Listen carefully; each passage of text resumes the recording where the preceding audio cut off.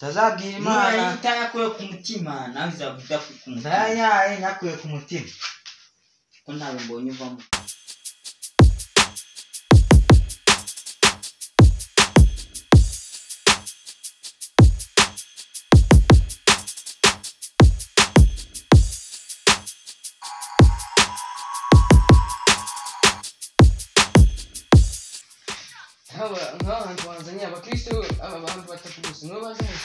Mana waceje kahangana Imana twumva turi bake.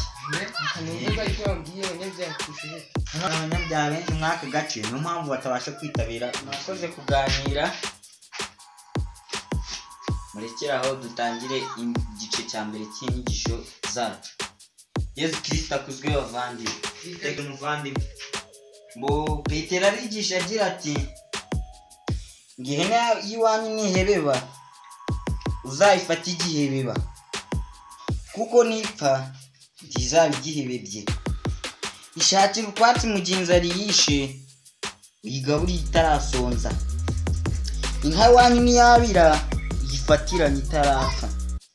Umwana wanyu narira shaka nyina ubutamubura. Ingurube naho niyuma uyihereza ubutaka butohereye bworoshye wavomereye izicukurira, dore ko ingurube ari za mahuma zikunda gucukura kuko barabivuze. Yesu akuruze Iteka ryose muvandimwe. None se nawe mbyingura mwabyumvise? Mwese mbwira none se hano nawasengera ingurube. None numvishe ingurube nihebe ingurube ni bavuze ngo ingurube ihebe. Ingurube ni huma inka ihene nese. Mumbwira hano naho habihene ingurube inka n'intama. Wasanga mu bahanga mwizuzu ashira harimo amaturo. Ariko intama ntazo yavuze da. Kuba intama se abo kuba hano ari abanyabyaha ni mpamvu teravuga intama. Intama kuko ni za Yesu.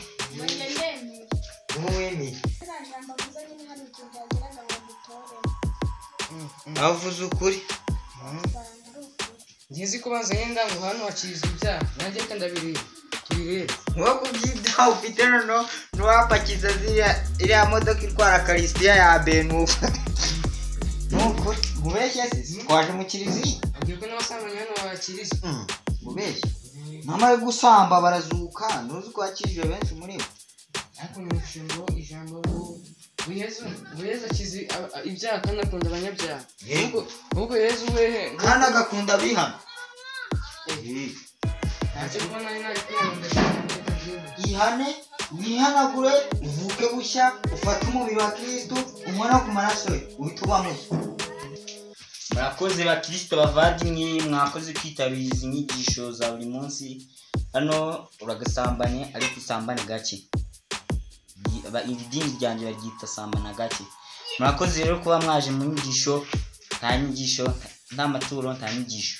Muze muturere. Semuturira muki.